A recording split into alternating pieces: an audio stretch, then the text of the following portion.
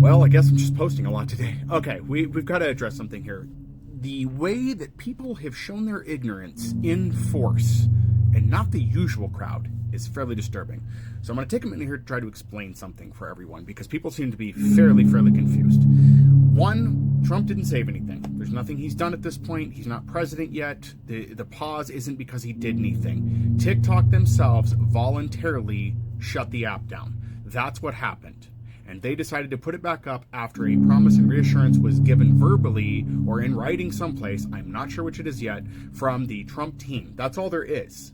Otherwise, the ban was still going to go into effect, which should tell you that the ban itself may not have been able to go anywhere unless it was going to be pushed. So really, that was a voluntary push. Keep that in mind, okay? Additionally, now you all are saying that Facebook has bought TikTok, or Meta now owns this app because of reason XYZ. There have been a lot of videos showing fake screenshots that have been doctored to make it look like your profile page on the website and on the mobile app look like Facebook. They don't. The bubble above the head, I have not seen that, and we can't get app updates, so it's not like they slipped something in, because if you haven't recalled, the apps are not available in the app stores at this point. As of recording this video, I just checked. So, no, a lot of people are putting out there. Also, a lot of you are saying there's evidence of this because all of a sudden, people you follow on Instagram are now showing up on TikTok. How is this possible? How are these people here? The algorithm reads everything you do on your phone. I don't know how people miss this, but that's what social media sites and apps do. They collect data from the things you do. If you've ever shared anything on Instagram, if anybody's ever sent you anything back and forth from there, or you've interacted with those apps in any fashion, or you have an account there, it's going to pull that data. Read your user agreements. It's all there. It's all interconnected. I have been telling people this for so long. There's not really any privacy. You have an expectation of privacy that doesn't exist. Once your data's in one place, it's everywhere. Not to mention, we already know that Meta's platform has been harvesting data from people from years. So even if you didn't use these apps in a cross-platform way, if you have a Meta app on your phone and then you have TikTok, it's going to pull that data. They do that. So it's not surprising. It's not like, oh my God, what a coincidence. And it's not. You guys really need to educate yourselves. If you have questions, I'll be glad to answer for you. There are plenty of people who are tech savvy on this app that aren't even techs, that haven't worked in a technical field, that know this stuff and have provided that information and can provide that information. Look around. Just look around. In addition to that, I can provide you the information and tell you what may be coincidence or not. A lot of it is not. It's just the way the system's designed. But as that old quote goes, I think it was Arthur C. Clarke, where people can't distinguish technology from magic. I forget the exact quote. I am sorry. That's kind of where you guys are at right now, what you sound like. It's not magic. It's not some mysterious coincidence. It's how it's always worked. It's how it's always worked, and it's going to continue to work. So you need to be really aware of where your data's at, how it's used, and be aware. Even if you can't control that portion, just know there's overlaps. And try to figure out what you can do. You should be more concerned with the fact that you've potentially lost freedom of speech, and be concerned with what's going to happen in long term, 90 days, or short term, what happens if 50% of the rights in this app sell locally to the US, and who ends up owning that. Because that's very important.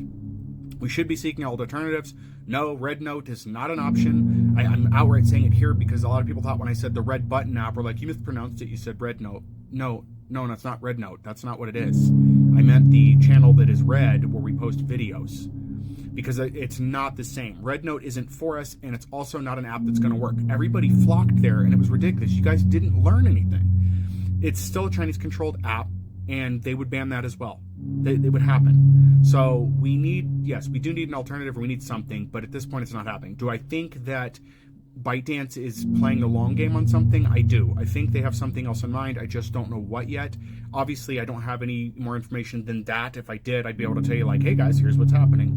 But anyway, please take note of these things. Like, there's no magic coincidence taking place here. This is all working as it's supposed to work at this point.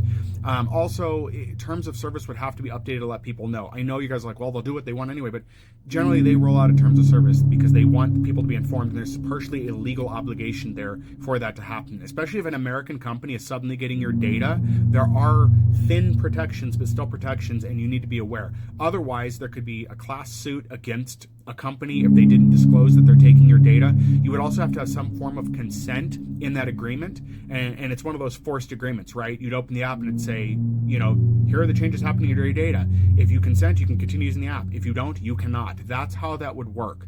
Now, yes, the message of thank Trump for saving TikTok is very, very, you know, disappointing, but I believe there's a reason for that, and it's also to you know, work his ego in their favor. Let's keep in mind that the people that run this app aren't dumb, and they do understand what they're dealing with. So they're going to try to get on Donnie's good side is what they're going to try to do, so they can do what they want. So we'll see how this all goes.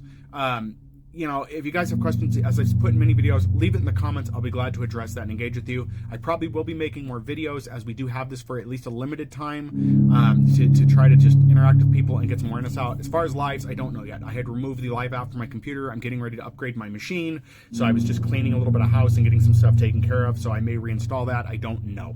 But we'll see where everything goes here in the future, but I am glad to be back on here. I'm glad that we have this for a short time. Hopefully can interact. Please check my link tree. I have links to where I'm on Blue Sky. I'm not as active there. I'm getting to be. I'm not really posting videos there. I kind of stopped doing videos when this app's going away because I don't have an audience elsewhere at this point. So anyways, guys, sorry for the long video. Hope you guys are enjoying being back and everything. And yeah, if you got questions, leave them in the comments.